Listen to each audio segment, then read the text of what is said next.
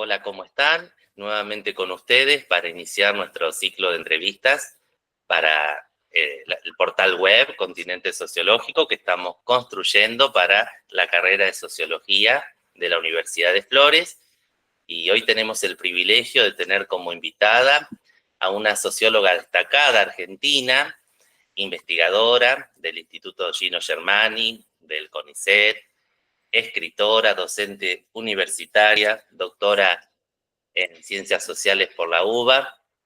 Entre sus libros encontramos La Nación, entre naturaleza e historia, sobre los modos de la crítica, Las aventuras del marxismo, dialéctica e inmanencia en la crítica de la modernidad, junto a Ezequiel Ipar, Espectrología de la derecha, hacia una crítica de la ideología neoliberal en el capitalismo tardío, entre tantos otros libros, con una prosa y un lenguaje para detenerse en cada renglón. Está con nosotros y muchas gracias, Gisela Catanzaro. Hola, Manuel, ¿qué tal? Bueno, muchas gracias por estar aquí, para compartir una charla o una breve entrevista. Lo que te quería comentar que en tus obras, en tus libros, encuentro la palabra crítica y un poco para repensando la tesis 11 que medio que refleja la trayectoria de Marx y eso que dice de que hasta ahora, de cierto modo, los filósofos no han hecho otra cosa que interpretar el mundo cuando lo que se trata es de transformarlo, y a modo de que la importancia de la crítica para poder lograr eso, encuentro, sin encasillarte, pero sos como una socióloga de la sospecha en cuanto a tornar claro lo oscuro, a hacernos ver lo que subyace detrás de ciertas categorías y conceptos.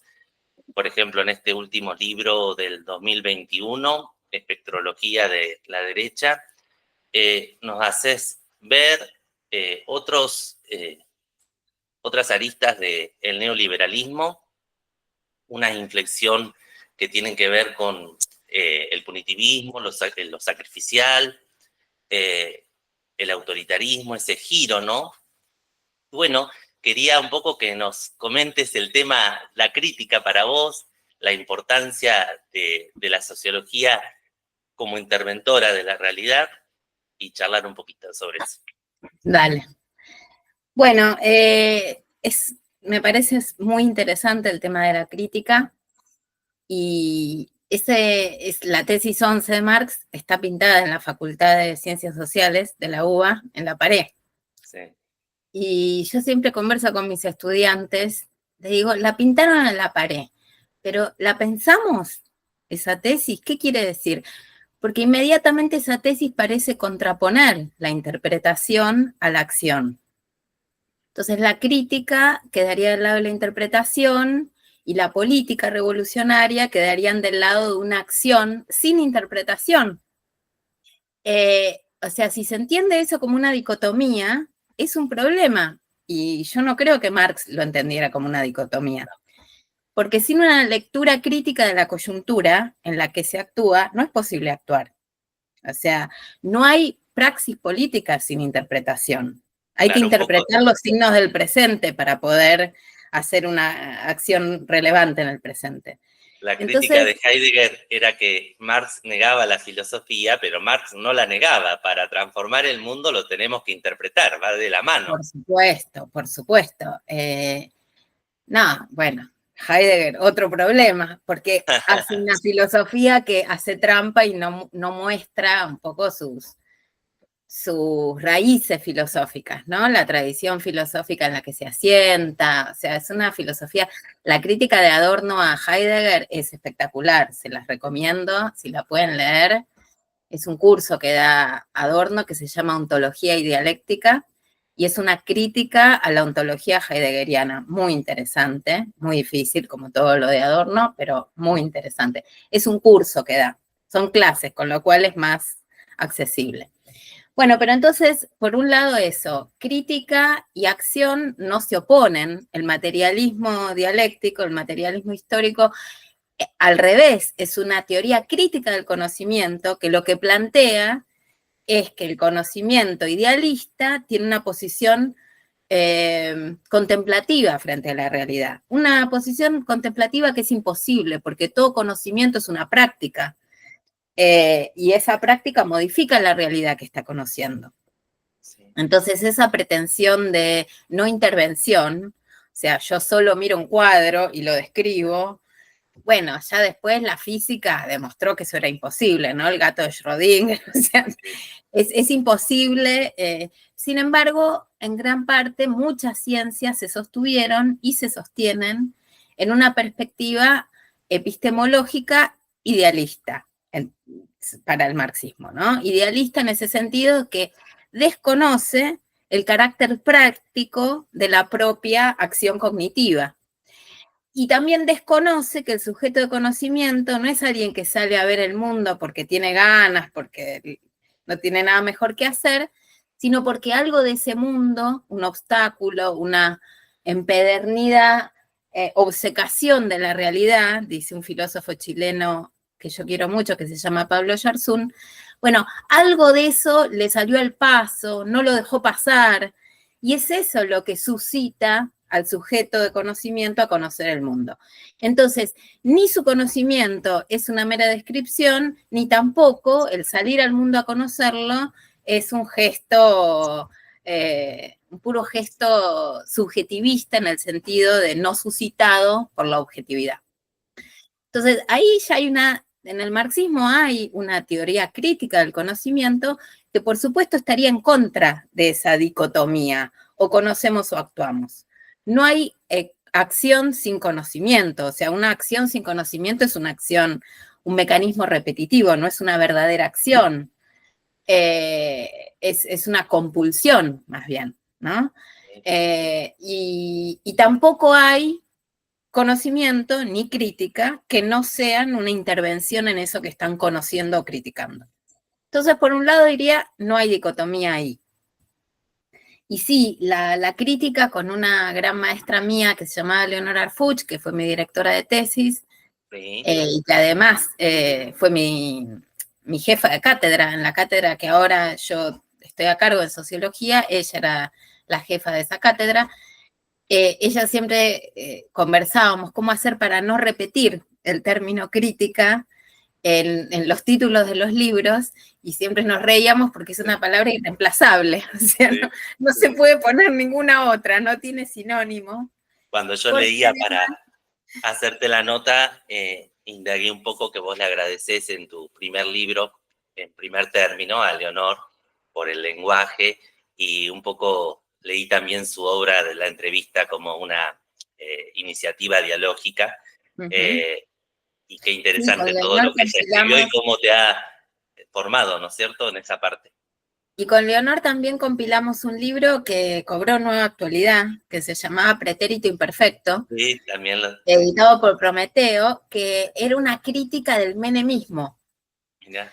Después lo reeditamos con el macrismo, y ahora habría que reeditarlo con el mileísmo. Yo lo que noto que espectrología es como una antesala que ya está reflejando de antemano todo lo que estamos viviendo en estos tiempos, ¿no es cierto? Bueno, y ahí quería ir hacia lo de espectrología. Efectivamente, lo que vos decís, por ejemplo, ¿puede la sociología, puede una ciencia social que merezca ese nombre, no interrogar los conceptos que usa para interpretar la realidad? ¿Puede tomarlos acríticamente, dogmáticamente? Hacer eso, Althusser diría, es comportarse como una técnica, no como una ciencia. Porque la técnica tiene fines dados y lo que hace es tratar de llegar a esos fines, pero esos fines no los cuestiona, ni cuestiona necesariamente los medios con los cuales llega a esos fines. Usa los medios disponibles y los más productivos según la lógica dominante. En cambio, una ciencia no hace eso. Una ciencia tiene que discutir los fines y los medios también. Y si no lo hace, no es una ciencia, es una técnica. Entonces, parte de nuestros medios son los conceptos que usamos. Usar un concepto sin interrogar su sentido, sin interrogar si un concepto que heredamos del hemisferio norte puede servir para Latinoamérica o no. Bueno, esa es una actitud dogmática, religiosa, podríamos decir, no científica. Y en ese sentido, no me parece un plus, me parece algo natural. O sea, cualquier Sí, pero es cientista social importante. Yo noto cómo debería. en tus textos vos nos haces reflexionar constantemente sobre las diversas categorías que ya tenemos como asentadas, ver lo que subyace detrás de esos conceptos, y me parece muy importante para la reflexión sociológica. Bueno, lo que vos señalabas respecto del neoliberalismo es un concepto que efectivamente tiene una historia que en parte fue reemplazar al concepto de capitalismo, porque no olvidemos que empezamos a usar mucho el concepto de neoliberalismo tras la crisis del marxismo y de los paradigmas teóricos marxistas que hablaban de capitalismo. Por eso yo en mi título traté de poner todo. Neoliberalismo, pero también capitalismo, ¿no? Sí. Porque me resisto a que neoliberalismo sustituya a capitalismo. Está bien. Y que después quiero decir algo más sobre eso. Además de que me resisto teóricamente, me parece que es un error político en el presente, cuando el que habla de capitalismo es Milei. Exacto. ¿No? Una crítica del mileísmo no puede estar por detrás del significante que ya está corriendo, ya está en el ruedo. No podemos seguir hablando de neoliberalismo cuando aquello que estamos criticando habla de un capitalismo no reprimido. No hablará mucho de Rothbard, de Hayek, qué sé yo, pero él dice capitalismo, con todas las letras fuertes para que lo escuchen. Entonces, ahora, neoliberalismo tiene una historia, en parte es la historia de la crisis de las teorías marxistas de la sociedad a partir de los 70 y muy notoriamente en los 90. Pero por otra parte, el neoliberalismo tiene también una historia en el hemisferio norte como concepto crítico, ¿no? En el Foucaultismo, por ejemplo, en Foucault, en los trabajos de Foucault, donde muchos Foucaultianos, entre ellos Wendy Brown, le criticaron que tenía un sesgo demasiado benevolente, digamos, ¿no? Como que el neoliberalismo era una forma competitiva, era una forma que tenía una cantidad de características malas, pero que parecía no violento. Y esto, para muchos Foucaultianos del norte, es problemático, pero para nosotros latinoamericanos debería ser un escándalo, porque el neoliberalismo en Latinoamérica ingresó con un golpe de Estado en Chile. O sea, la prueba de que el neoliberalismo puede ser y fue autoritario, autoritario en el máximo, en el sentido más elemental de la palabra, ¿no? Con un golpe de Estado, la tenemos acá, donde además, acá al lado, por primera vez en Chile, pero después en nuestro propio país, los planes económicos de Martínez de Oz fueron claramente neoliberales, también bajo una dictadura cívico-militar. Es ahí donde vos te preguntás también si la derecha puede ser una fuerza democrática, entonces. Sí, bueno, básicamente yo creo que no puede ser. Obvio, claro. Solo que la democracia misma tiene también una historia como concepto y hay muchas definiciones de democracia, ¿no? La definición minimalista institucionalista de democracia que dice, bueno, si hay elecciones, si los mandatos duran 4 años, eso es democracia. No. Ahora hay nociones más exigentes de democracia. Obvio. En esas nociones más exigentes, incluso en las republicanas, Milei ya estaría en problemas. La línea de Foucault que nombraste recién, y creo que estaba del otro lado del Hughes, que decía que el poder necesita de cuerpos tristes para avanzar. Yo noto que en los últimos tiempos la sociedad estamos como apagados, como que no tenemos fuerza, no nos podemos levantar o no nos queremos levantar. Hay una marcha, va un grupo de esa marcha, pero no se acopla otro. Los jubilados no nos acoplamos.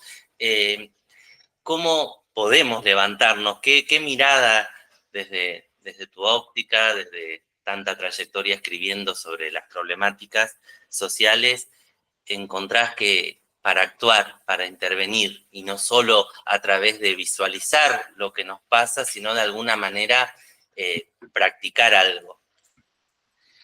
Bueno, por supuesto que esa es una pregunta difícil y yo creo que es una pregunta que no puede contestar la teoría, porque la práctica teórica y la práctica política están imbricadas, por supuesto, y sin embargo, la práctica teórica no es el modelo de la práctica política. O sea, considero, ahí es de nuevo cuando me decías crítica y sospecha, yo diría que la crítica es más que sospecha, porque no hay crítica sin utopía.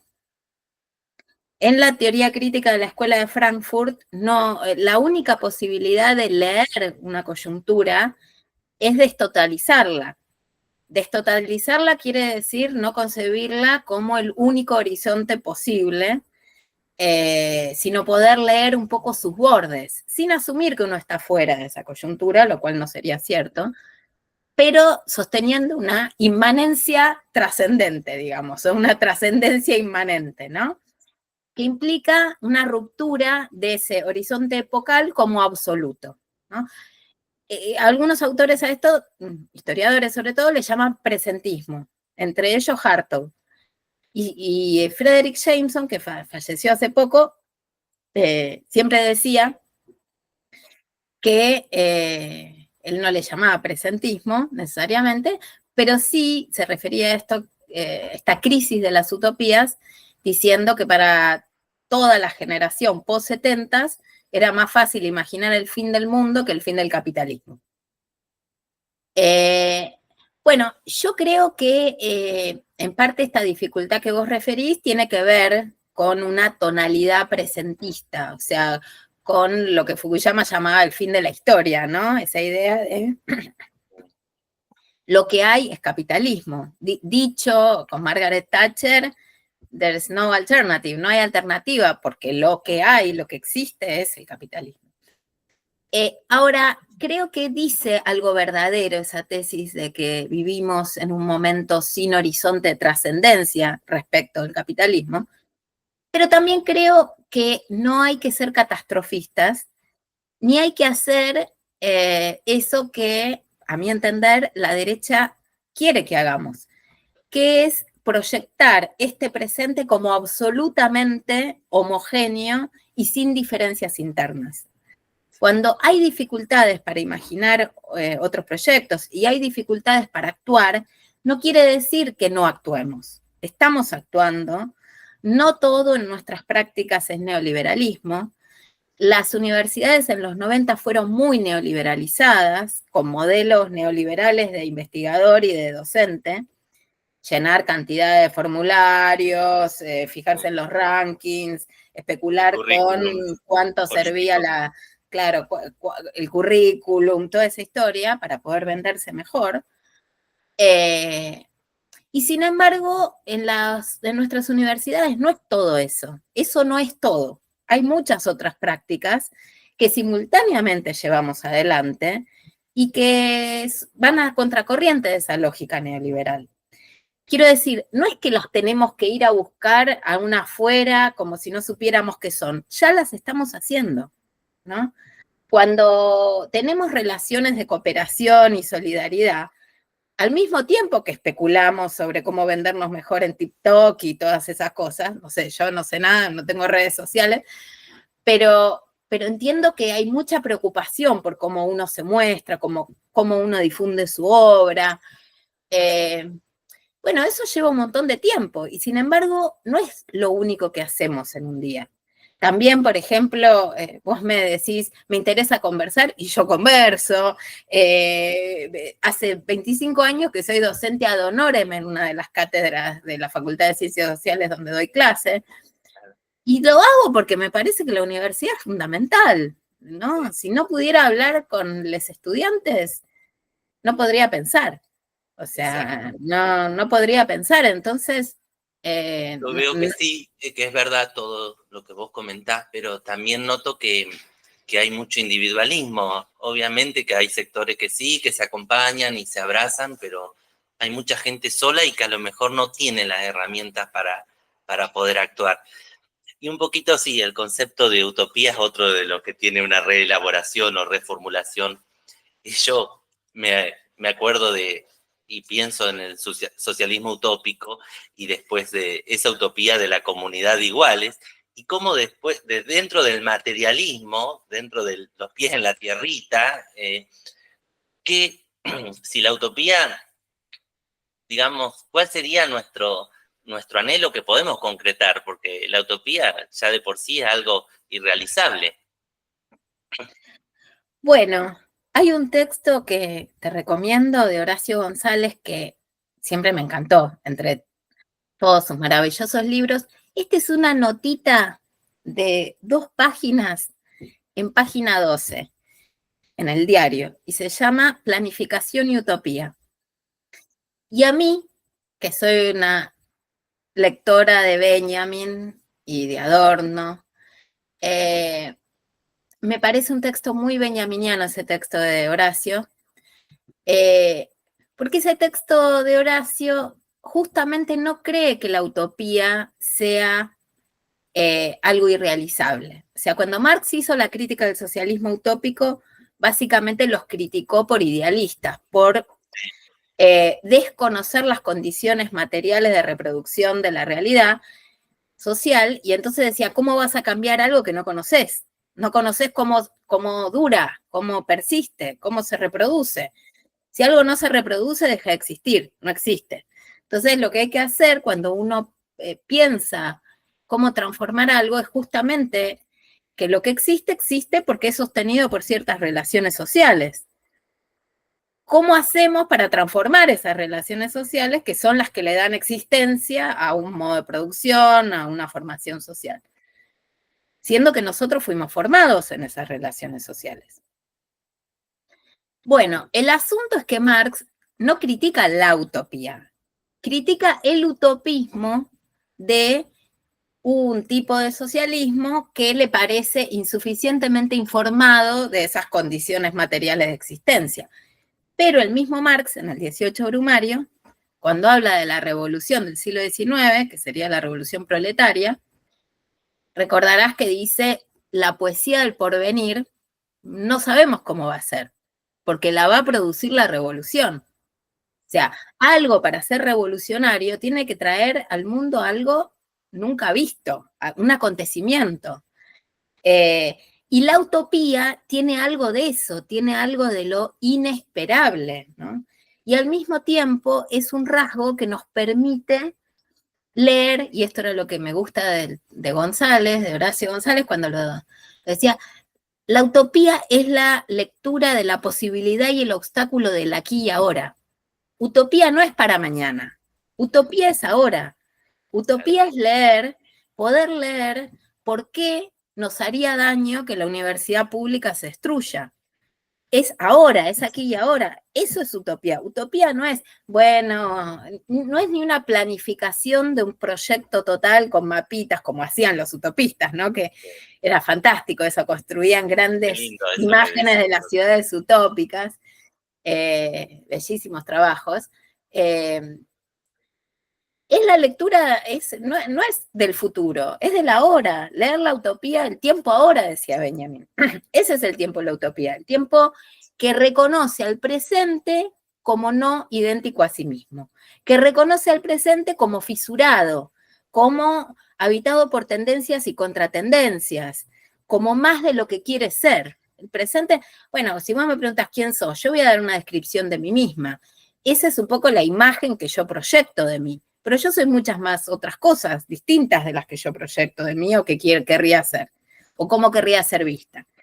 El presente también proyecta una imagen de sí, pero es mucho más que esa imagen que proyecta. Es mucho más contradictorio, es mucho más confuso, tiene muchas más cosas de las que sabe que tiene.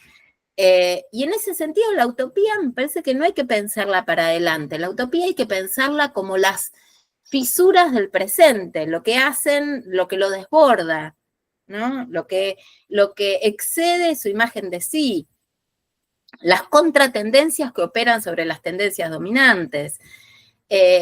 Entonces la utopía ahí no es ni idealista, ni está asociada a un ideal para el futuro, es algo que está pasando y es algo que posiblemente no tengamos el nombre para llamar.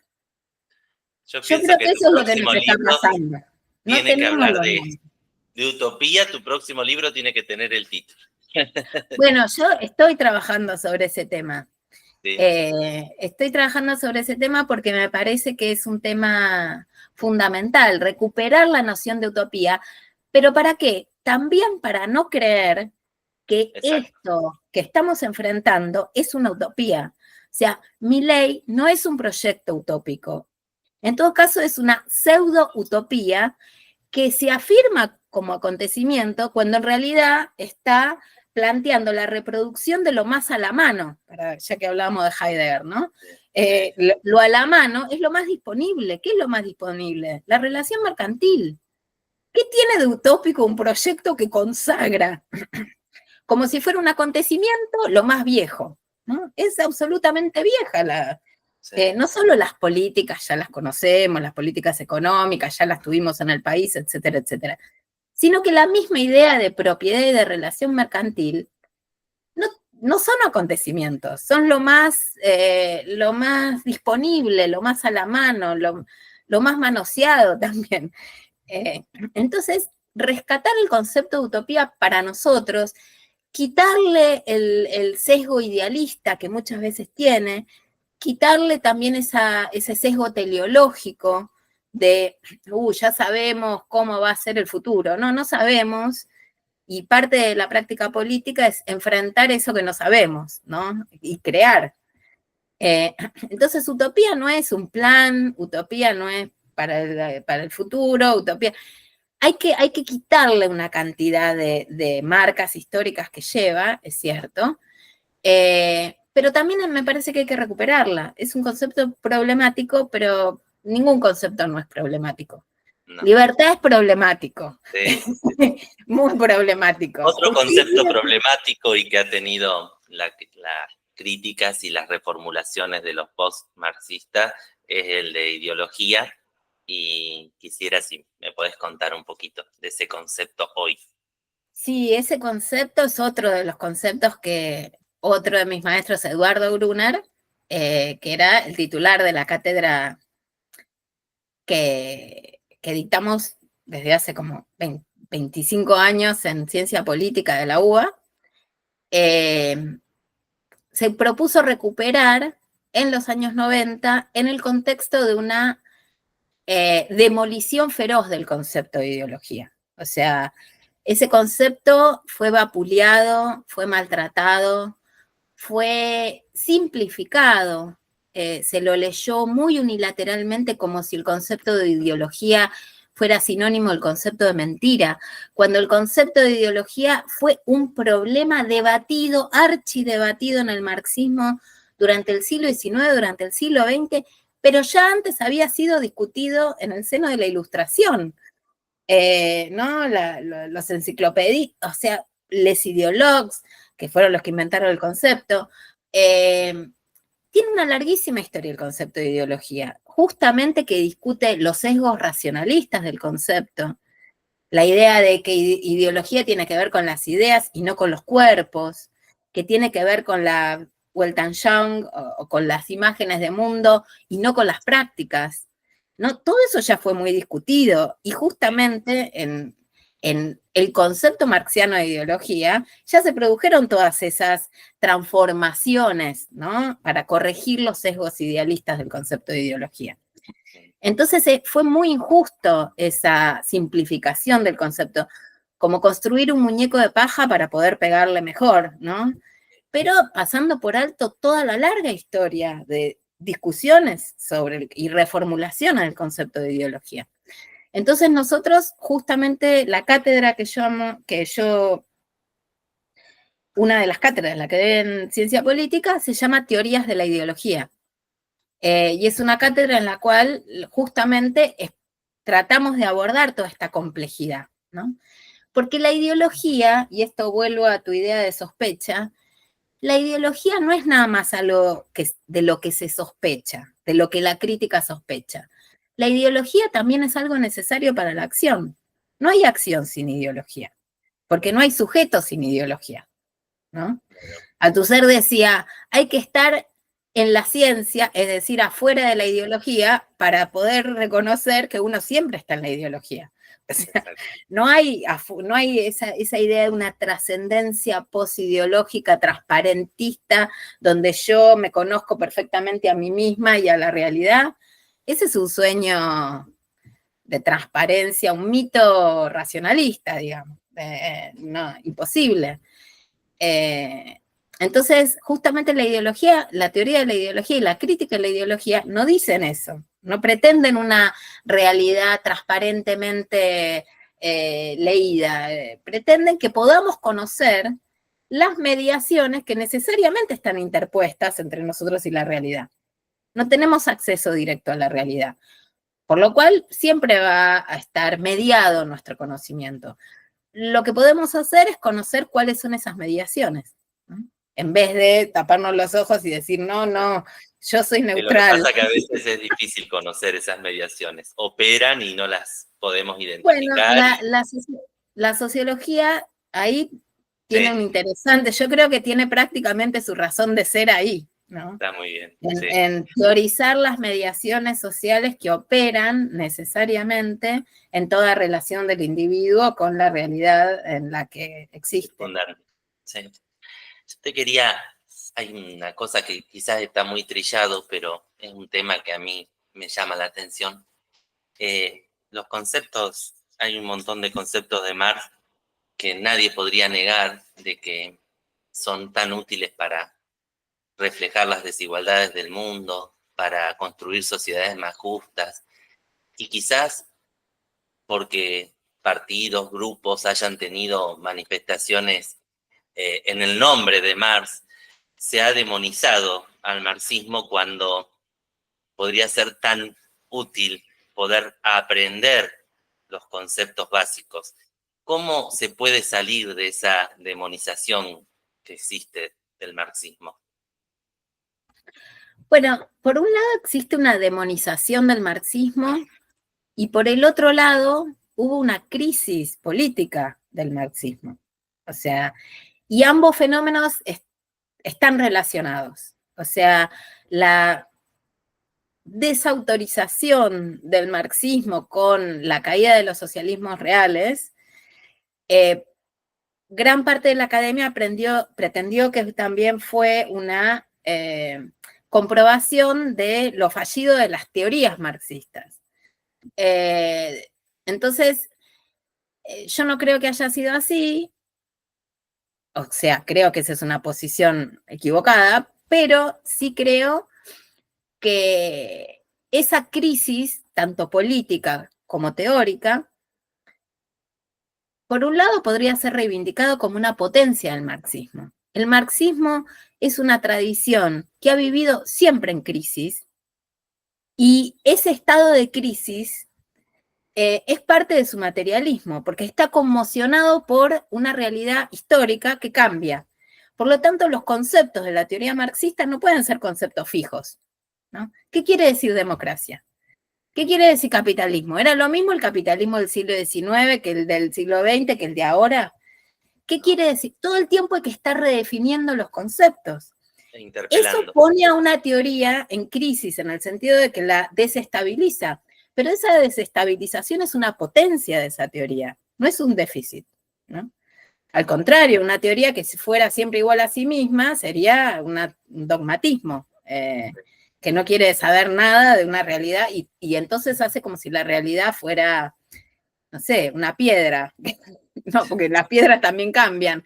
Entonces, como si fuera algo fijo, sin historia y sin devenir. Sin historia no solo en el sentido de sin génesis, sino también sin porvenir. Siempre hay tendencias del presente que apuntan hacia más allá del presente. Entonces, lo de cómo recuperar la teoría marxista, bueno, yo creo que ahí hay algo que no es nada más un gesto de voluntad teórica, y que tiene que ver con un proceso histórico también. A mí me parece que un índice de la crisis política del marxismo es la dificultad que tenemos para hablar de capitalismo. O sea, de que las fuerzas de izquierda, las fuerzas antineoliberales, no quieren utilizar ese término. Y en parte me pregunto si no será porque en este país tuvimos una gran derrota, que justamente todo ese lenguaje muy efectivamente lo eliminó de plano, que fue la dictadura militar, la última dictadura cívico-militar, ¿no? Que consiguió sacar en el 83, ya no hablamos más de eso, ¿no? Incluso los Sí, pero marxistas de alguna manera, que se exiliaron obviamente, cambiaron de léxico. O sea, cuando en el veíamos que 83. quemaban los libros de Marx en la dictadura, y hoy a quien piensa distinto al gobernante de turno es catalogado como un descalificativo de comunista, o sea, que vuelven, reverden otra vez las calificaciones, ¿no? De alguna manera, y ese es Sí. un peligro latente en el lenguaje, en el autoritarismo. Sí, somos comunistas sin comunismo. O sea, Sí. claro, comunistas, y cuáles son los grandes países comunistas. Digo, en los 70 tenía algún sentido esa acusación. Sí. Ahora es meramente una pretensión de que sea un insulto sin sustrato.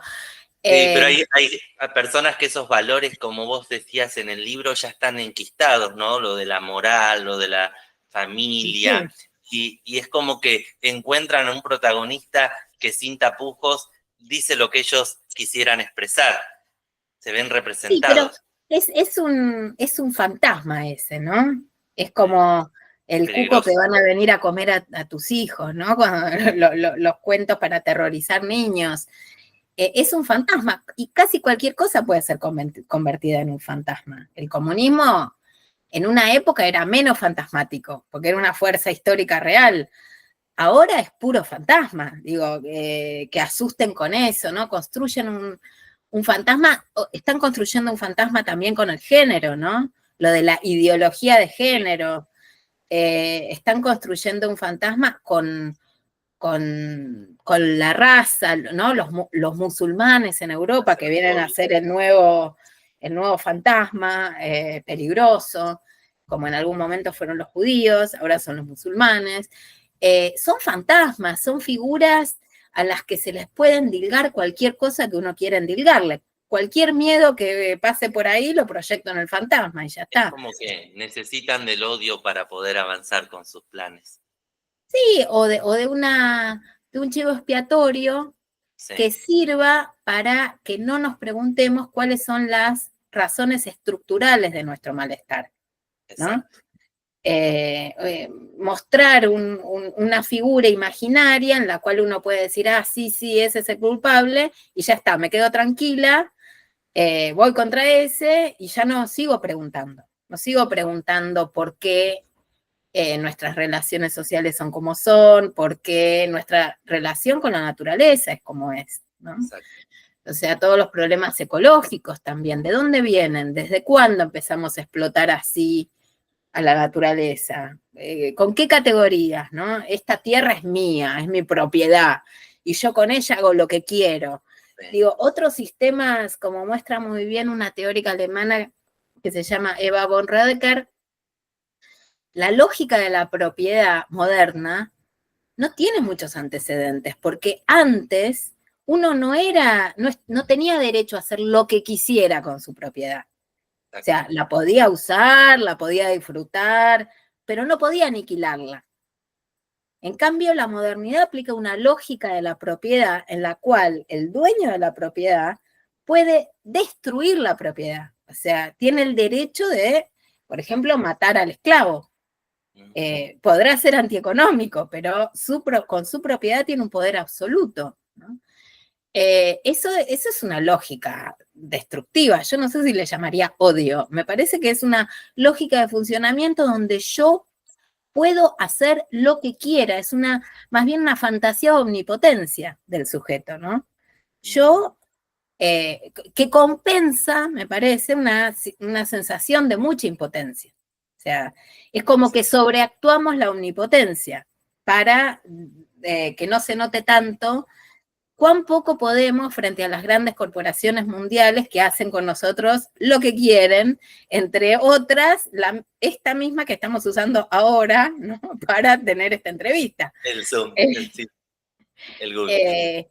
Y si Bueno, quisiera no te cortarnos la quiero, comunicación, la corta. no te quiero quitar tanto tiempo porque es la verdad un lujazo que puedas haber compartido con nosotros.